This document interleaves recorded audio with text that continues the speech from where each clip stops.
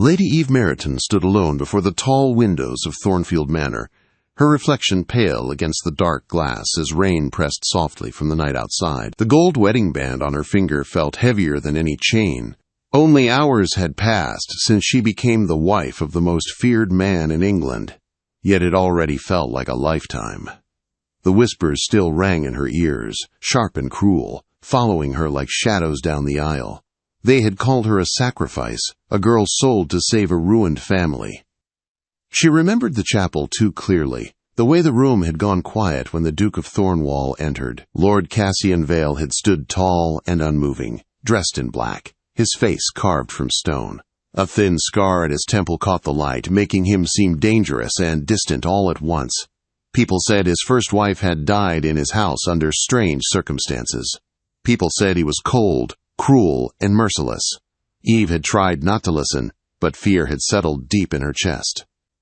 She reached for the oval locket at her throat, her mother's last gift. Her family's fate rested on that marriage. Her father's debts had grown too heavy to bear. Properties were lost, creditors waited, and prison loomed close. When the Duke's proposal arrived through his solicitor, it felt less like an offer and more like a sentence. Her father had begged her not to do it, but his shaking hands told the truth. Eve had agreed without tears. Duty was all she had left. Thunder cracked in the distance as the bedchamber doors opened. Lord Cassian Vale stepped inside, framed by soft light from the hall. He had removed his coat, but remained formal, as if this meeting were business instead of a wedding night. The room was warm and carefully prepared, fresh sheets, burning fire, and the faint scent of lavender. It felt wrong for a marriage born from fear and need. "My lord," Eve said quietly, her voice trembling despite her effort to sound calm. "Lady Eve," he replied, his tone deep and controlled. "I trust the room meets your comfort." "It is more than generous, your grace."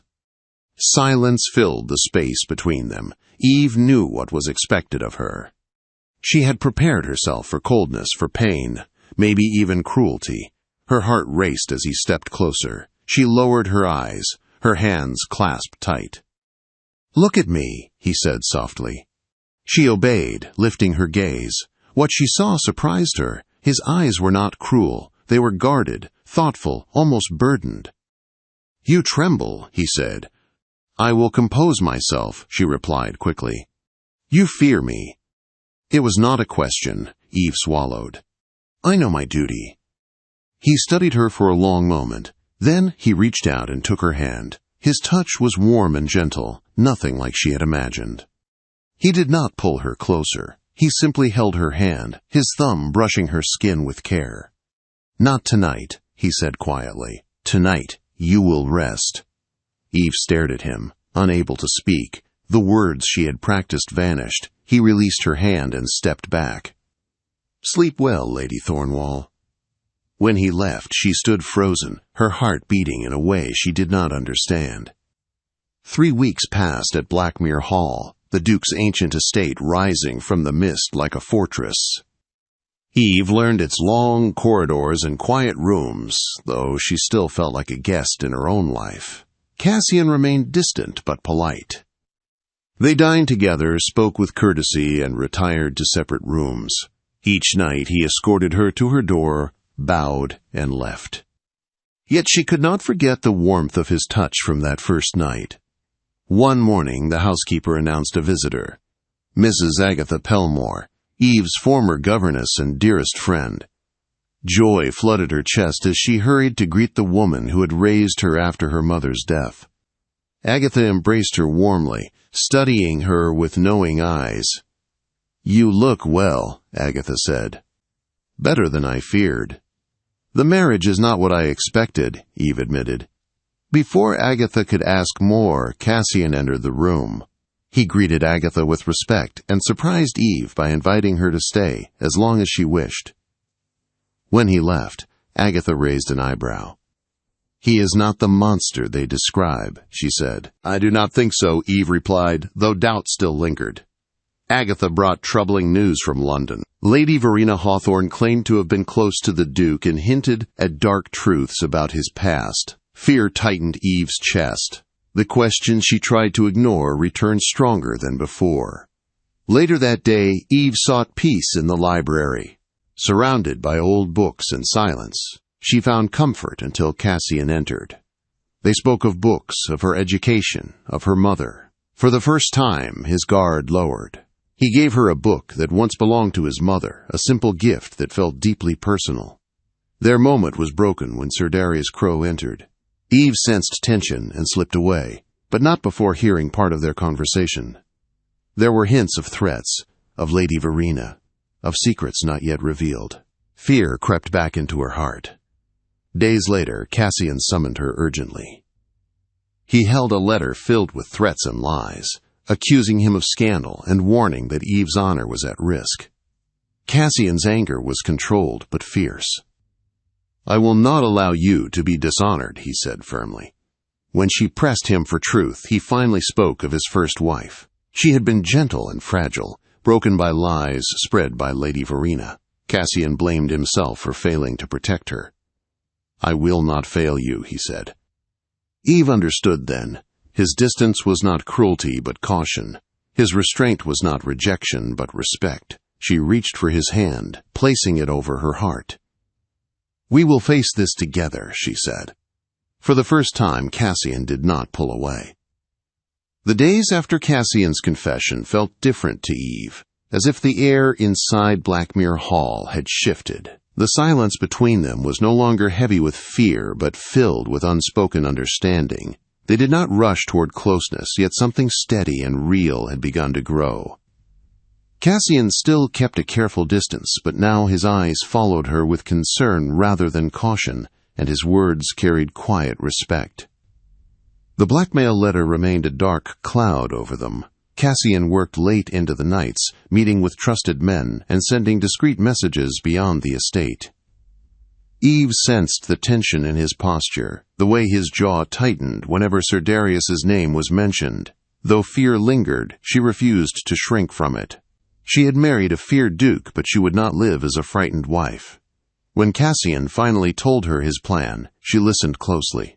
The blackmailer had demanded a response to be left during a grand ball in London. Cassian believed the threat came from more than one hand, and that the only way to end it was to draw them into the open. "We will go together," he said firmly. "They expect weakness. We will show them unity." Eve felt fear rise, but she met his gaze without flinching. "Then we go together," she replied. The night of the ball arrived with blinding light and cruel curiosity. The ballroom glittered with crystal and gold, filled with the very people who once whispered about her fate. As Eve entered on Cassian's arm, the room fell silent. Every eye turned toward them. She felt their judgment like 1,000 needles, but Cassian's steady presence anchored her. Whispers followed them across the floor. Some spoke of pity, others of doom. Eve lifted her chin and walked on. This was not the frightened girl who stood trembling on her wedding night. Lady Verena Hawthorne appeared before them in crimson silk, her beauty sharp and dangerous. Her smile was thin, her eyes calculating. "So the rumors were wrong," Verena said lightly. "You are still alive, Duchess." Eve smiled back, calm and unshaken. "Disappointment does not suit you, Lady Verena." Cassian's voice cut in, cold and steady. "You have made a mistake, Verena. This ends tonight." The exchange drew attention. Guests leaned closer, hungry for scandal. Sir Darius soon joined them, his face pale beneath false confidence. Before he could speak, Cassian raised his voice just enough for those nearby to hear. "Anonymous letters and false threats are the tools of cowards," Cassian said. "I prefer honesty." The room quieted. Eve felt her heart race but stood firm at his side. Before anyone could interrupt, Eve stepped forward. Her voice was clear and strong. "The letters you threaten us with are lies, and we have proof." Shock rippled through the crowd. Lady Verena's smile faltered. Sir Darius stiffened. Cassian signaled a footman, who stepped forward holding sealed documents. "Testimony," Cassian said simply. "From those you trusted."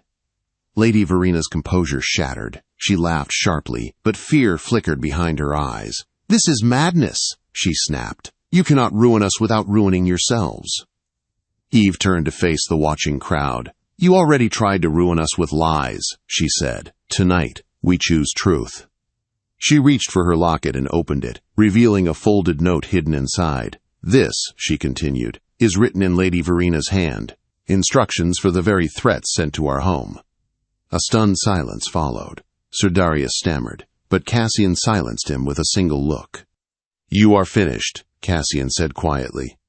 Lady Verina fled the room in humiliation. Sir Darius followed soon after, his future destroyed by his own greed. The guests murmured in disbelief as the truth settled among them.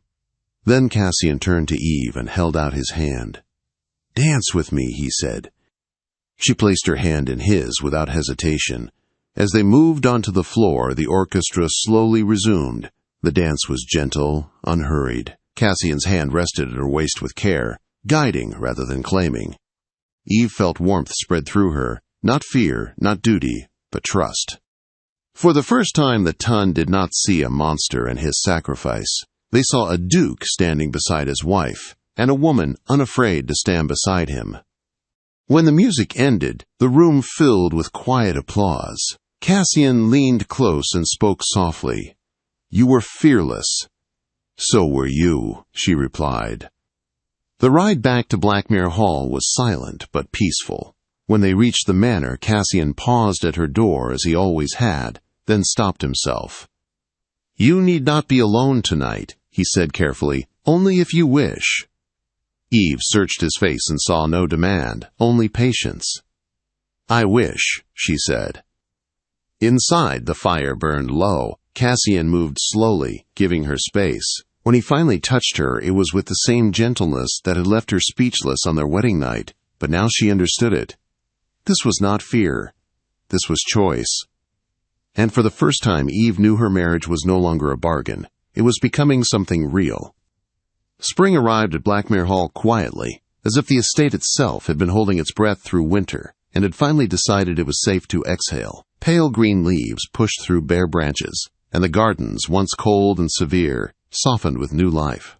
Eve often stood by the windows in the morning, watching the grounds awaken, feeling as though the change outside mirrored the one within her own heart. Much had changed since the night of the ball. London society moved on quickly, as it always did. New scandals replaced old ones. Lady Verena Hawthorne vanished from fashionable circles, her beauty no longer enough to save her reputation. Sir Darius Crowe fled England under the weight of his own schemes, leaving behind debts, broken trust, and a ruined name. The whispers that once followed Cassian like a curse faded into reluctant respect. Yet the greatest change did not belong to the Tun. It lived quietly inside the walls of Blackmere Hall. Cassian no longer walked beside Eve as a distant figure bound by duty. He walked beside her as a husband, learning how to share his world. Their days filled with small moments that carried more meaning than grand gestures. Morning tea taken together in the sunlit room, slow walks through the gardens where silence felt comfortable, not strained. Evenings spent reading by the fire, their shoulders close, their presence enough. Cassian spoke more now, not often, but honestly. He told her of his childhood shaped by strict expectations and solitude, of how he learned early that power invited envy and silence offered safety. Eve listened without judgment, understanding that his strength had been built from wounds rather than pride. Eve, in turn, found her voice growing stronger. She was no longer the frightened daughter carrying her family's shame. As Duchess of Thornwall, she took an active role in the estate, speaking with tenants, overseeing charities, and restoring neglected parts of the land. The people who once avoided her husband now watched with curiosity, as the Duke stood back and let his wife lead, his trust clear in every quiet glance. One afternoon, as sunlight spilled across the lawn, Eve noticed Cassian watching her with an expression she had not seen before. It was unguarded, thoughtful, almost tender. "You belong here," he said simply. She turned to him, surprised. "I once thought this place was my prison." "And now?" "Now it feels like a home," she answered honestly.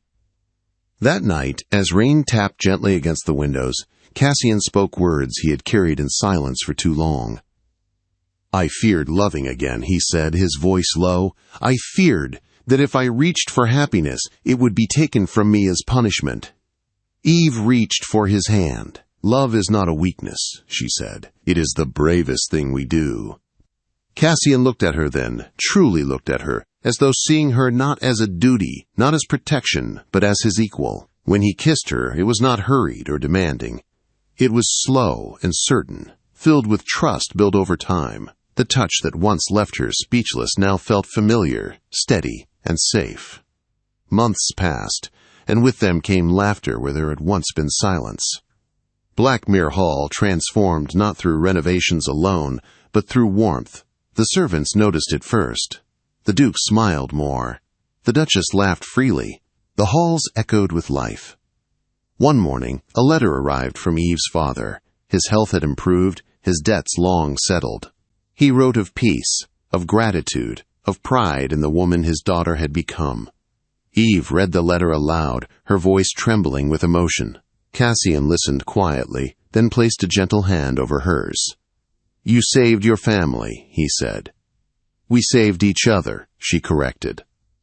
That evening, as the sun dipped low and painted the sky in gold, Cassian presented her with a small velvet box. Inside lay a delicate ring, a family heirloom passed down through generations. "It belonged to my grandmother," he said. "She believed love should be chosen every day, not assumed." Eve accepted it with tears in her eyes. This was not an obligation. This was acceptance. Later, as they stood together beneath the open sky, Eve rested her head against his chest. The man once called the Duke of Iron held her with quiet devotion. The fear that once surrounded him had melted away, replaced by something far stronger than reputation. Love. She thought of the girl who had stood trembling on her wedding night, expecting coldness and cruelty. She smiled at how wrong the world had been. She had married the most feared duke in England to save her family. But in his patience, his restraint, and his quiet strength, she found something far greater than safety. She found her heart. And as Cassian's arms held her close, his touch no longer a mystery but a promise, Eve knew one truth with certainty. What the world fears most often hides the deepest kindness.